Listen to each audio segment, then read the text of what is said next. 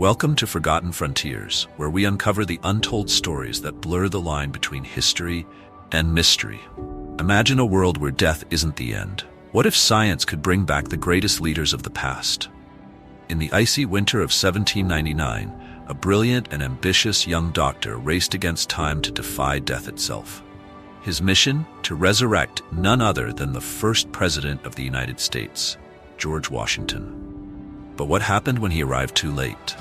Did science and determination push the boundaries of possibility, or did it lead to something far more controversial?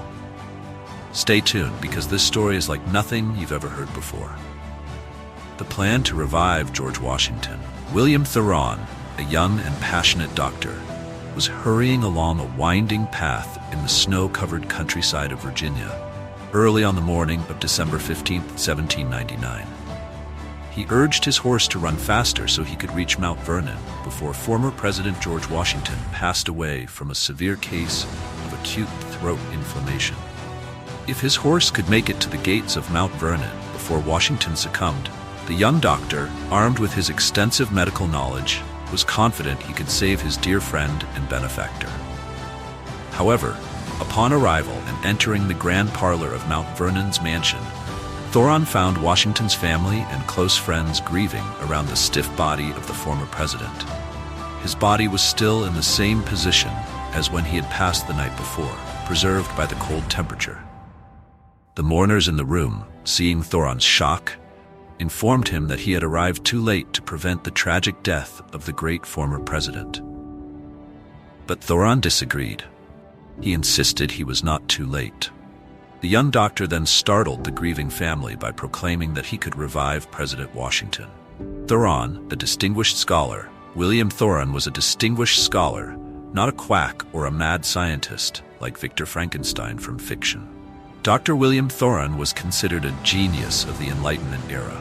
According to J. Horn, author of the renowned book Washington's End, The Final Years and Forgotten Struggle, Thoron was a quintessential figure of the Great Enlightenment period, akin to Thomas Jefferson, someone who fervently believed that science and reason could solve nearly all of humanity's problems.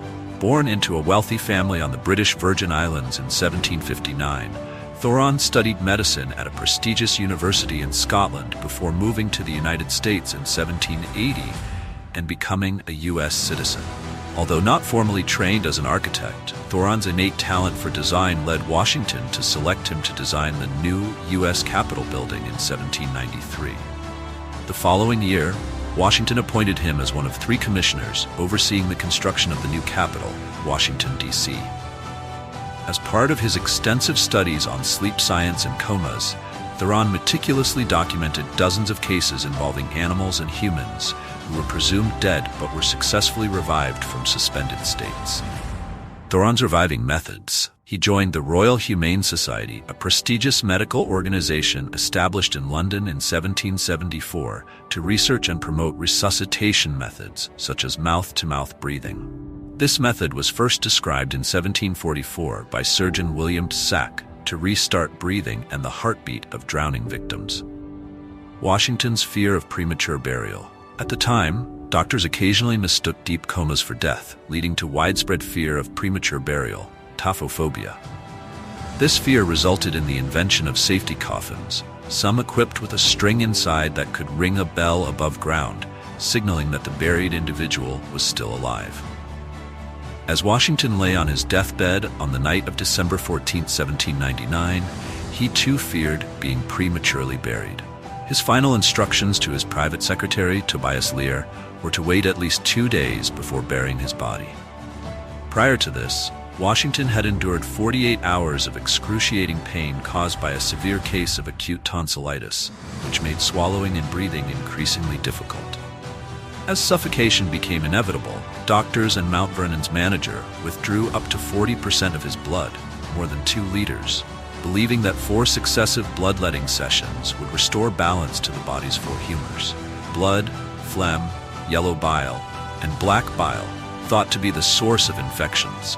Additionally, doctors applied blistering agents, poultices to his throat, and administered continuous laxatives until Washington politely requested they cease their painful and futile treatments. Thoron's determined efforts. Upon hearing news of the former president's critical condition, the 67-year-old Thoron made his usual journey to Mount Vernon, where he was a frequent guest. Although not Washington's personal doctor and having not practiced medicine since arriving in the U.S., Thoron was entirely confident that he could save the patient by performing an innovative but exceedingly rare procedure, a tracheotomy. Confronted with Washington's stiff corpse, Thoron recalled cases he had read about fish being frozen yet revived and began devising a plan to resurrect the late president. He proposed thawing Washington's body in cold water, then warming it with blankets.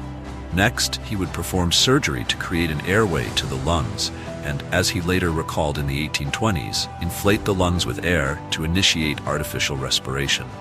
To replace the blood Washington had lost, Thoron's final step involved transfusing sheep's blood into the patient.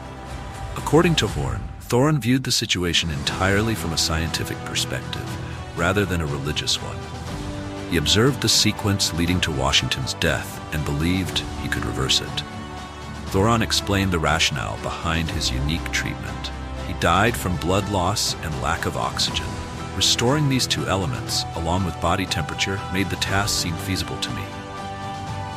However, no one at Mount Vernon trusted the doctor's methods. As Thoron himself later wrote, "I received no support for my proposal. It was deemed inappropriate. Some even questioned whether attempting to revive someone who had passed honorably was ethical, especially after the suffering Washington endured." His family wished to honor Washington's directive given to his doctors the day before. "I beg you, do not trouble me anymore. Let me depart in peace." Washington's final resting place. Thoron wished for Washington's body to be transferred to the Capitol. After being thwarted in his attempt to revive Washington, Thoron still refused to leave the first president's body to rest at Mount Vernon.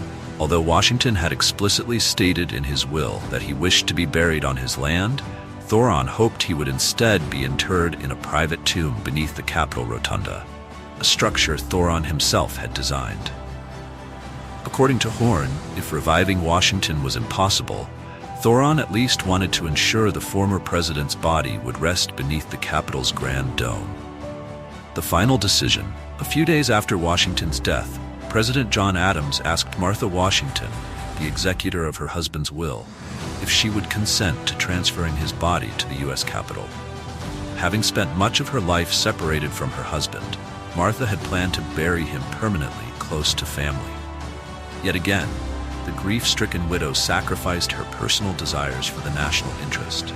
Thank you for joining us on Forgotten Frontiers, where we dive into history's most bizarre and captivating tales.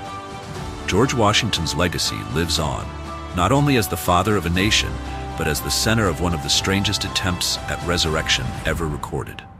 While his body now rests peacefully at Mount Vernon, the questions remain. What if science had been advanced enough to bring him back?